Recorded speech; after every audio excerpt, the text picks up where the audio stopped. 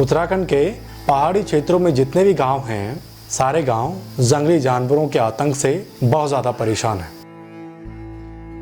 नमस्कार, मैं हरीश एक नए अनुभव में आप सबका स्वागत करता हूं।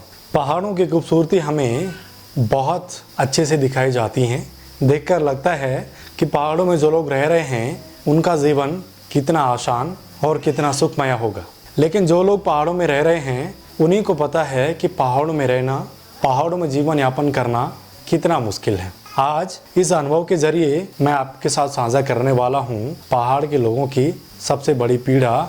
उत्तराखंड के पहाड़ी क्षेत्रों में जितने भी गांव हैं, सारे गांव जंगली जानवरों के आतंक से बहुत ज़्यादा परेशान हैं। पहाड़ों में आजकल धान, साठी, कोदा और दाल आदि की फसलें काटी जा रही हैं। जिस तरह से पहाड़ों में लोग 6 महीने कड़ी मेहनत करके अपनी खेतों की उपजाऊ कर रहे हैं, उस हिसाब से उनकी मेहनत का फल 2% भी नहीं मिल रहा है। बड़ा दुख हो रहा है ये देखकर कि आजकल पहाड़ों में फसलें काटी जा रही हैं और जब पहाड़ के लोग फसलों को काटने जा रहे हैं तो वो अपनी फसलों के हाल देखकर ये सोच रहे हैं कि क्या हम जंगली जानवरों के लिए ही फसल करते हैं, या कुछ लोग ये कह रहे हैं कि आगे से हम फसल नहीं करेंगे।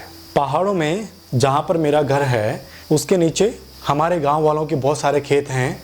जब मैं सुबह के टाइम पे उठता हूँ तो मुझे सबसे पहले दिखता है जंगली सुअरों का झुंड, जो रात भर खेतों की बर्बादी करते हैं और सारे दिन भर हज़ारों की संख्या में कहूँगा मैं लंगूर और बंदर खेतों में रहते हैं। कुछ लोग दिन भर इन जंगली जानवरों के पीछे रहते हैं, उसके बावजूद भी ये जंगली जानवर ना किसी से डरते हैं और ना भागते हैं। मुझे ये सब देखकर लग रहा है कि आने वाले 4-5 सालों में जो इक्के दुक्के लोग पहाड़ों में खेती बाड़ी कर रहे हैं वो भी छोड़ देंगे। कुछ क्लिपें हैं मेरे पास सुबह के टाइम की, जब फसलों में सैकड़ों की संख्या में लंगूर, बंदर आ रहे होते हैं।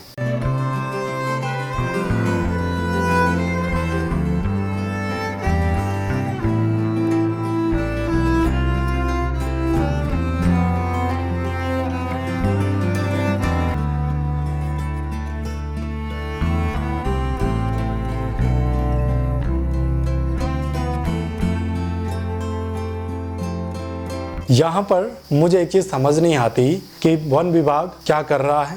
क्यों वन विभाग लोगों की फसल बर्बाद होते हुए देख रहा है, और क्या वजह है कि कुछ सालों से पहाड़ों में इतनी ज़्यादा संख्या में जंगली जानवर, लंगूर या बंदर आए हुए हैं। क्या वन विभाग के पास कोई ऐसा प्लान नहीं है कि इनके लिए एक सीमित क्षेत्र रखा जाए? क्यों उत्तराखंड की सरकार, उत्तराखंड वन विभाग उत्तराखंड के लोगों की पीड़ा नहीं समझ रहा है? कुछ लोग कहते हैं कि पहाड़ों में लोग पलायन क्यों करते हैं, तो सबसे पहली और सबसे बड़ी वजह यह है कि यहाँ पर जंगली जानवरों की तादाद इतनी ज़्यादा बढ़ गई है कि जंगली जानवर घर के अंदर जो बनाया हुआ खाना है उसको भी उठाकर लेके जा रहे हैं। कुछ सालों में कुछ इक्के दुक्के लोग जो फसल कर रहे हैं वो फसल करना बंद कर देंगे। यहाँ पर जो पुराने बुजुर्ग लोग फसल कर रहे हैं उनको तो आदत है कठिनाइयों में जीवन जीने की, लेकिन आने वाली जो जनरेशन है अगर ये हाल रहे तो पहाड़ों में बिल्कुल भी कोई खेती नहीं करेगा, या फिर पूरी तरह से पहाड़ पलायन कर जाएगा। कि उत्तराखंड के जो युवा हैं, जो आज की पीढ़ी है, उसको जागरूक होने की बहुत ज़्यादा ज़रूरत है। अगर वो अपने हकों के लिए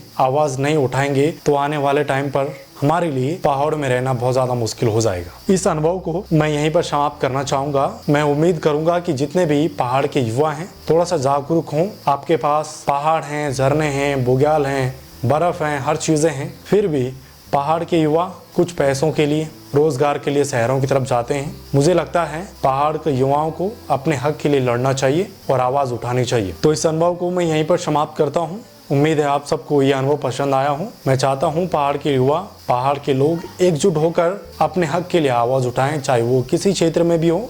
तब जाकर आने वाली जनरेशन पहाड़ों में रह सकती है और पहाड़ों का विकास हो सकता है। तो जल्द मिलते हैं एक नए अनुभव के साथ। अनुभव पसंद आया हो तो ज़रूर लाइक, शेयर, चैनल सब्सक्राइब